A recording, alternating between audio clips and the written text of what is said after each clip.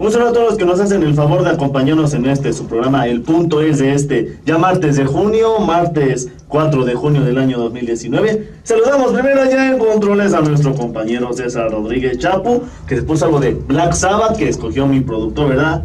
Iron Man, ¿verdad? Sí, mi querido es. Javi, ¿cómo estás? Muy buenas tardes. Pues muy buenas y calurosas tardes, también lluviosas, todas las mañanas. Oye, sí. Llueve y llueve. Fíjense que ayer estuvo algo lluvioso el clima, pero yo creo que hoy dijo, quítate que ahí te voy, ¿verdad? Toda Sí, no manches. ¿Cómo estás, mi Javi? Pues muy bien, aquí andamos, y hoy tenemos invitada. Oye, sí, yo lo pronuncio a ver, porque nos ha dicho nuestra invitada, luego siempre pronuncian mal mi nombre. Tenemos a Mayra Gracida Lome. Sí. Sí, que nos viene a platicar algo sobre danza, ¿no? Una obra de danza. Estudios sobre la nostalgia, ¿verdad, mi querida Mayra? ¿Cómo estás? Muy buenas tardes. Hola, buenas tardes. Feliz de estar con ustedes. Oye, ¿qué tal la lluvia estuvo hace algunas horas? Un poco pesadita, pero bien, todo bien. Sí, ¿verdad? Esperemos no nos dé ahorita el bochorno, ¿verdad? Durante la emisión, ya ven que después de las lluvias...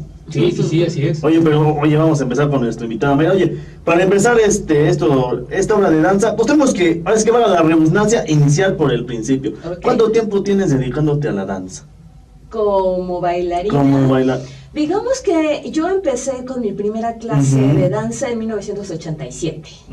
Okay. Entonces son demasiados años, ya ni siquiera creo que 31 de hecho. 31, 32. No, 32 años casi. Bueno, es que te lo digo porque yo soy del 87, entonces tengo bien calculado. Sí, entonces desde 1987 fue la primera vez que pisé una duela y desde ahí he estado toda la vida. Oye, ¿y cómo le haces para combatir, te lo estamos platicando antes de entrar al programa, para combatir los nervios, la adrenalina que estábamos platicando? Hay muchas técnicas. Cuando uno hace ya artes escénicas de manera profesional, dentro de la formación también se enseñan o se nos enseñan muchas técnicas. Algunas de ellas son de respiración, de meditación. Hay muchos ejercicios para canalizar esa energía, sí, claro, esa adrenalina y estar dentro del personaje y con el cuerpo diría temporal, pero sería como un cuerpo extraordinario. Se hace todo un proceso para que se convierta uno casi en un animal a punto de atacar. Oye, y la fuerza también que deben tener en los tobillos, en las piernas, ¿no? Porque no creo que cualquiera pueda bailar danza, ¿no? Es un entrenamiento y es diario y es de muchísimos años. Es una larga preparación, ¿no? Es que finalmente un bailarín es un atleta. Sí, claro. Y un atleta de alto rendimiento. Entonces, no cualquiera puede ponerse en el escenario y decir que es bailarín si no ha tenido esa preparación antes. Oye, imagínate luego también con danza o ballet o algo de esto. Imagínate con unos 150, 120, 130 kilos encima, pues como que también hay que ser responsables también con nuestro mismo cuerpo. Sí, ¿no? Y porque se ve en serio un esfuerzo, pero impresionante a la hora de ejecutar algunos pasos, algunas coreografías. El equilibrio, exactamente, ¿no? Vamos a decirlo de esa manera. Y por ejemplo, también meterse en el personaje de lo que estás interpretando, ¿no? Es básicamente esta dualidad. No va lejos la técnica de lo interpretativo y eso es lo que hace al bailarín y sobre todo al artista completo, porque uno tiene tatuada la técnica. O sea, si desde casi los 3 años estás haciendo una clase que te va llevando para toda una carrera y además te conviertes en un bailarín profesional, hay una preparación de muchísimos años atrás. Y llega un momento en que no es tan importante qué tan alto subas la pierna o cuántas piruetas puedas dar, sino cuál es la intención y qué tanto el público logra emocionarse por lo que estás haciendo. Así es. Sí. Porque a veces resulta que lo que estamos viendo, y me ha sucedido mucho en estos programas como So You Think You Can Dance o alguno de esos, que yo lo que veo es gimnasia rítmica, yo no veo danza, como que hace falta la otra parte además de la técnica pura. Oye, Mayra, ¿y en la familia alguien que se dedique a la danza aparte de ti? Sí, mi hermano es Nacho Gracida, él es bailarín de hip hop que hizo carrera en Estados Unidos y que ahora está en Puebla con grupo y con un sistema de enseñanza bastante interesante. Bueno, y por ejemplo, ya que nos vienes a hablar de esta obra de danza y música, a mí lo que más me llama la atención es el nombre, Estudios sobre la nostalgia, ¿no? ¿Por qué? Sí. O ¿por qué la nostalgia o por qué los estudios? Ajá, O todo el paquete. Exactamente, todo Todo el completo. paquete. Podemos pensar en nostalgia como ese dolor, a veces creo que es un dolor dulce que te da cuando recuerdas algo que ya no tienes. Es como Sí, así lo que en lengua inglesa le llaman el homesick. Ujú. Es esto que te hace recordar y que te hace entristecer, pero hay otro tipo de nostalgia en el que puedes recordar y que puedes sentirte, no sé, como cuando eras joven o cuando te enamoraste la primera vez. Es pasar por el corazón nuevamente, eso es recordar. Y es pasar por el corazón esas cosas que tenemos en el alma, en la piel, en cada célula y que marcaron nuestra vida. Y esta es una forma, los estudios lo llamé así, porque fue una investigación que se hizo sobre diferentes estadios de la nostalgia, desde la pérdida por un amor, la pérdida por la juventud, la pérdida por alguien que se muere. Hay muchos tipos de pérdida, la pérdida de uno mismo. Entonces, recordarlo es sentirse nostálgico. Y, bueno, ¿y nos puedes contar un poco, a grandes rasgos, de qué trata esta obra? Bueno, esta obra está construida de una manera muy teatral. Usé una dramaturgia para construirlo y básicamente son 3 personajes, aunque por ahí se me cuela uno, que ustedes verán después. Y es la historia de un hombre al que vemos que está muy triste y de repente aparece el fantasma de una mujer que llega a abrazarlo, aunque él no se da cuenta de ese abrazo. Ella está detrás de él queriéndolo consolar, pero él ya no puede sentir ese abrazo. Y después vamos a ir viendo la historia de ellos dos, de la mujer fantasma que va a consolarlo, desde cuando por supuesto están vivos, cómo se aman, cómo se rompe ese amor y todo lo que va sucediendo con ellos hasta que él está en esta tristeza tremenda por ese duelo y esa pérdida. Ok, y bueno, cuéntanos, esta obra, como vemos nosotros en la publicidad que se ha generado, es un estreno. Sí, por supuesto. O sea, es la primera vez que se va a montar aquí en el estado de Puebla, ¿no? Entonces eso es una oferta muy tentadora para todos aquellos que disfrutan del teatro, ¿no? Del teatro y de la danza y de la música, porque también estoy utilizando música muy hermosa de principios del siglo XX. Mira qué bueno. Uso música francesa, por ejemplo, uso a Ravel, uso a Fauré, y también me meto con un poco de ópera, uso a Chopin. Entonces la música fue muy pensada. Es música que a mí me causa nostalgia, por supuesto. Oye, venga, de casualidad vendrá el bolero de Ravel no, ahora. No, pero viene lo suave fanchula de la bohemia de Puccini. Y creo que, no sé, a mí me causa sensaciones a veces extremas, pero creo que es necesario acompañar una dramaturgia de personajes con danza contemporánea y que haya un diálogo con la música, usar la música como otro personaje y no como una muleta para la danza. Oye, mira, ¿y alrededor de cuántas personas participan en esta obra? Como bailarines somos 3, pero ya como equipo... Sí, todo ya los somos, que están detrás, tras bambalinas, ¿no? Tras bambalinas esta vez van a ser 5 personas. O sea, son más afuera que adentro. Es que fíjate, también yo creo que son elementos importantes que a lo mejor a veces ante el ojo humano no se perciben, pero los que musicalizan las luces, también los que llevan el orden, ustedes que están también en vivo, pero yo creo que sí, también creo que la labor de cada persona es muy importante, ¿no? Sí, es como una secuencia. Es que es un gran equipo.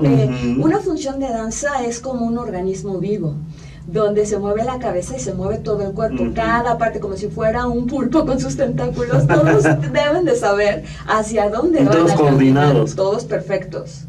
Eso es un trabajo también muy importante de un coordinador técnico, un traspunte. El teatro generalmente tienen tramoyistas, tienen técnicos, que esos no los estoy contando porque no son parte del equipo de la compañía, pero que en ese momento, dependiendo del teatro, pueden incluso ser más de 20 personas. Oye, ¿y cuántas horas de ensayo dedican al día, aproximadamente? Al día, sin tomar en cuenta la clase de aproximadamente 1:30, 2 horas que hacemos, 3 horas, entonces son unas 5 horas. Ok. Oye, pero cuéntanos algo también que se me hace importante. ¿Cómo fue que surge la idea de esta obra? ¡Ay, esa historia! Les voy a contar intimidades, ok. No, resulta que hace 7 años mi mamá murió.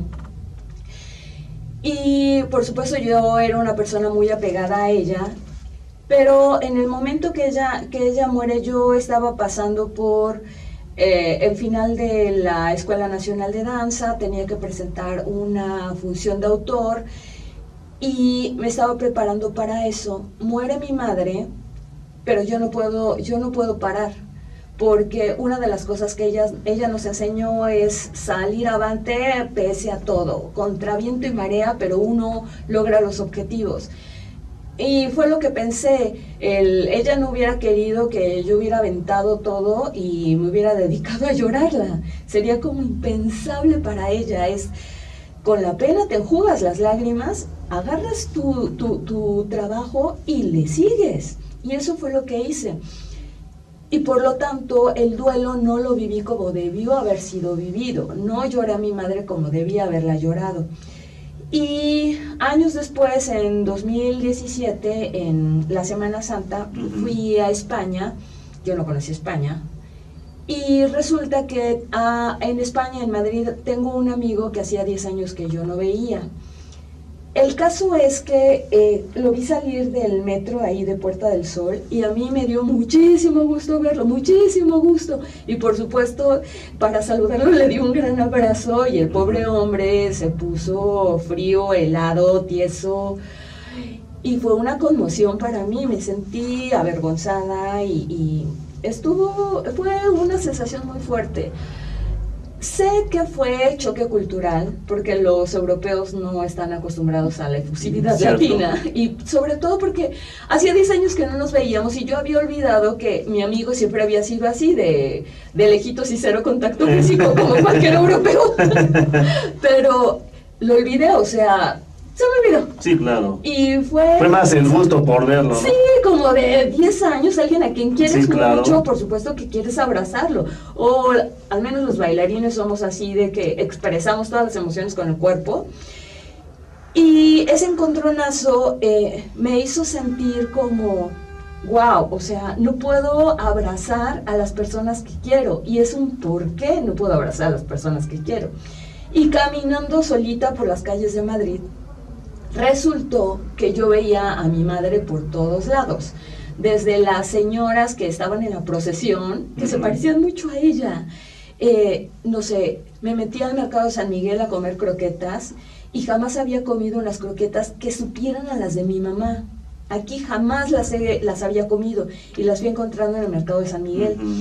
Entonces, ese tipo de detalles fueron cayéndome así como gotitas. No dijiste, no estaré sugestionándome, ¿no? Así de cara y dijiste, sí, ¿no? fue muy fuerte, pero no lo entendí hasta que me subí al tren para irme a Valencia y de repente me puse a llorar en el tren.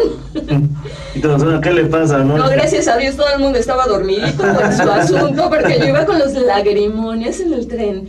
Y saqué mi teléfono y me puse a escribir. Hice un ejercicio de escritura automática que generalmente hago cuando voy a empezar un proceso coreográfico. Y solamente escribir en el teléfono. Y el resultado, el texto, lo van a escuchar ustedes en la función. Porque lo voy a leer. Va a estar leído durante la función el texto que yo escribí en ese tren de Madrid a Valencia. Fueron los 5 o 10 minutos de inspiración en ese momento, ¿no? Más bien fue de catarsis. Y fue cuando me di cuenta de que esta negación o de poder abrazar a alguien, lo que más a mí me impactaba es que yo no iba a poder volver a abrazar a mi madre. Y me cayó el 20 de que el último abrazo que yo le había dado fue el 31 de diciembre de 2011, fin de año, en la fiesta. Le di un abrazo muy, muy fuerte. Le dije, madre, este tiene que ser nuestro año. Y ella murió el 25 de febrero. Entonces, todo eso te cae, te cala, y solamente lo aceptas y lo empiezas a vivir en el cuerpo. Y cuando regresé a Ciudad de México, donde yo vivía entonces, le hablé a uno de mis maestros, que es así como mi cómplice y de esos mentores que uno tiene en la vida. Sí, claro. Y es Javier Contreras Villaseñor, que es el director del Centro de Investigación Coreográfica de Bellas Artes. Y le conté lo que me había pasado y que quería convertirlo en danza. Y él me contó que mientras estaba yo en España, había muerto su mamá. Así que empezamos un proceso. Al principio fue más como danza-terapia, coreografía, porque nos reunimos y llorábamos. Se supone que teníamos sesiones de 3 horas y 2 horas llorábamos y 1 bailábamos. Fue muy reconfortante para los dos, pero al mismo tiempo fue catarsis, fue doloroso, lloramos mucho, pero creo que está cimentado o estaba cimentando una obra que habla sobre amor. Es una obra sobre el amor. Sea el amor hacia personas que se quedaron en el pasado o que ya murieron, pero eso no significa que ese amor se haya terminado, que ese amor ya no exista. Y el amor de Javier a su madre y el amor que yo tengo hacia mi madre, ahí está presente y fue traducido a esta historia de amor de 2 personas que se tienen que alejar. Oye, Mayra, ¿y ya posteriormente le fuiste poniendo poco a poco la música? Sí, yo sabía, la primera pieza fue después de Un sueño de Fauré. Había participado en una gala de ópera, porque también hago galas de ópera, dirijo cantantes. Y cuando había leído y escuchado esa canción francesa, me llamó mucho la atención porque habla sobre precisamente la nostalgia y la necesidad de abrazar un sueño que uno tiene de finalmente te veo en sueños, estás conmigo en sueños y me despierto y no quiero que te vayas. Y Javier me contó durante esa semana que a unos días de que había muerto su mamá, él había soñado que llegaba su mamá a arroparlo con un chal, que él estaba dormido y que ella llegaba y le ponía el chal encima para arroparlo. Y fue muy triste y fue también como muy conmovedor para él. Fue algo fuerte y es la primera escena que ustedes ven. Precisamente de ahí desprende de por qué este hombre llora una muerte y por qué ella viene a consolarlo.